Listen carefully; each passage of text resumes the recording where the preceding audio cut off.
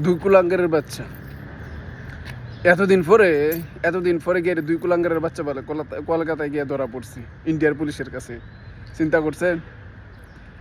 এরা হাতি বাইরে মাইরে ভাবছে যে মানে টাকা তো কামাই করে লাইছে, বাইসে যাইব, কোনো কিছু করতে পারবো না। এই হাতি বাইরে নিয়ে এরা কত আন্দোলন দেশের ভিতরে, কত মারামারি, হানাহানি এই হাতি বাইরে নিয়ে এরা।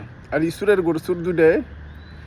গরু সুর দুটে গুলিটা কইরা এরা গিয়ে টিয়া পয়সা লিয়ে গিয়ে ফলাইছে ইন্ডিয়া তার মার কাছে। তার মাঝে দেশে হেরাও গেছিল ওই দেশে, কিন্তু শেষ রক্ষা আর রইল না। দেখেন কিভাবে ইন্ডিয়ার পুলিশে ধরছে। বলতেছে যে 14 দিন নাকি কতদিন লাগবে ওইখান থেকে এই দেশের ভিতরে আইনি প্রক্রিয়ার মাধ্যমে এই দেশে পাঠানো হবে।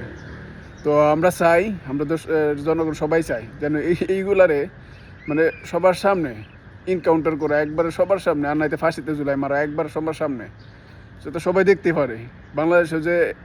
বাংলাদেশের মধ্যে যে দেশের মানুষের নিয়ে এরা কাজ করতে চায়, দেশের প্রতি সহানুভূতি দেখাইতে চায়, এদেরকে যে এইভাবে যারা হত্যা করতে চায়, মানে ওদের পর যারা অ্যাটাক করতে চায়, আক্রমণ করতে চায়, ওদের যেন এইভাবে হত্যা করা হয়। কারণ যেন নেক্সট কোনো মানুষ কাউরে যেন এইভাবে টার্গেট করতে না পারে। কারণ এই টার্গেটের কারণে আজকে হাতি ভাই এই দুনিয়া থেকে চলে গেছে। আর এই সুরগুলো গুলি করে এই দুনিয়া থেকে উড়াই দিছে।